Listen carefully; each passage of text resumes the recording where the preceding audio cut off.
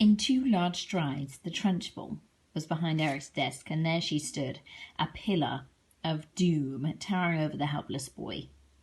Eric glanced fearfully back over his shoulder at the monster. "I was right, wasn't I?" he murmured nervously. "You were wrong," the Trunchbull barked. "In fact, you strike me as the sort of poisonous little pockmark that will always be wrong. You sit wrong, you look wrong, you spell wrong, you are wrong all around. I'll give you one more chance to be right. Spell what?" Eric hesitated. Then he said very slowly, It's not what ought to, and it's not what ought to. I know. It must be what ought to. Standing back behind Eric, the Trunchbull reached out and took hold of the boy's 2 ears, one with each hand, pinching them between forefinger and thumb. "Ow!" cried Eric. "Ow, ow, you're hurting me." "Haven't started yet," the Trunchbull said, briskly. And now, taking a firm grip on his 2 ears, she lifted him bodily out of his seat and held him aloft. Like Rupert before him, Eric squealed the house down. From the back of the classroom, Miss Honey cried out, "Miss Trunchbull, please don't. Let him go. His ears might come off." "They'll never come off," the Trunchbull shouted back. "I have discovered things through long experience, Miss Honey, that ears of boys are very firmly stuck to their heads." "Let him go, Miss Trunchbull, please," begged Miss Honey. "You could damage him. You really could. You could wrench his ears right off." "Ears never come off," the Trunchbull shouted. "They stretch most marvellously, like these are doing now, but I can assure you they never come off." Eric was squealing louder than ever, and he was pedaling the air with his legs. Matilda had never seen a boy, or anyone else for that matter, who was held aloft by his ears alone. Like Miss Honey, she felt sure both ears were going to come off at any moment with all the weight that was put on them. The Trunchbull was shouting, "The word what is spelt w-h-a-t. Now spell it, you little wart." Eric didn't hesitate. He had learned from watching Rupert a few minutes before that the quicker you answered, the quicker you were released. "W-h-a-t," he squealed. "Spells what?" Still holding him by the ears, the Trunchbull lowered him back into his chair behind his desk. Then she marched back to the front of the class, dusting off her hands one against the other, like someone who's been handling something rather grimy. "That's the way that you make them learn, Miss Honey," she said. "You take it from me. It's no good just telling them. You've got to hammer it into them.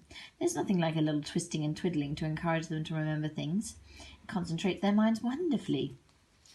"You could do them permanent damage, Miss Trunchbull," Miss Honey cried out.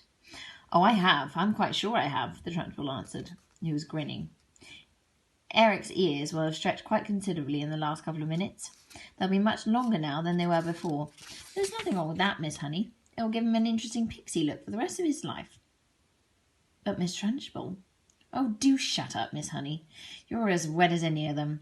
If you can't cope in here, then you can go and find a job in some cotton-wool private school for rich brats. When you've been teaching for as long as I have, you'll realise it's no good at all being kind to children. Read Nicholas Nickleby, Miss Honey, by Mr. Dickens. Read about Mr. Wackford Spheres, the admirable headmaster of Dotherby's school. He knows how to handle the little brutes, didn't he? He knew how to use the birch, didn't he? He kept their backsides so warm you could have fried eggs and bacon on them.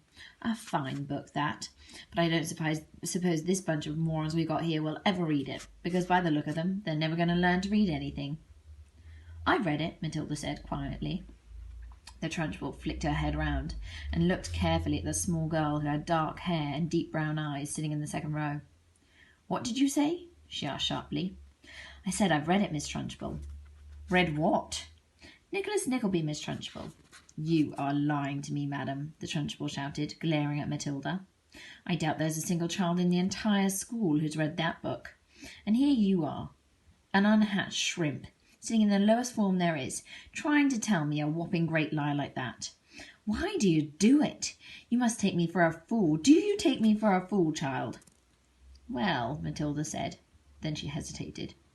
She would have loved to have said yes. I jolly well do. But that would have been suicide. Well, she said, still hesitating, still refusing to say no. The Trunchbull sensed what the child was thinking, and she did not like it one bit. Stand up when you speak to me, she snapped. What is your name? Matilda stood up. She said, My name is Matilda Wormwood, Miss Trunchbull. Wormwood, is it? The Trunchbull said. In that case, you must be the daughter of that man who owns Wormwood Motors. Yes, Miss Trunchbull. He's a crook, the Trunchbull shouted. A week ago he sold me a second-hand car that he said was almost new. Thought he was a splendid fellow then, but this morning, while I was driving that car through the village, the entire engine fell out onto the road. The whole thing was filled with sawdust. The man's a thief and he's a robber, and I'll have his skin for sausages. You see if I don't. He's clever at his business, Matilda said. Clever my foot, the Trunchbull shouted. Miss Honey tells me you are meant to be clever too. Well, madam, I don't like clever people. They're all crooked. You are most certainly crooked. Before I fell out with your father, he told me some very nasty stories about the way you behaved at home. But you had better not try anything in this school, young lady. I shall be keeping a very careful eye on you from now on.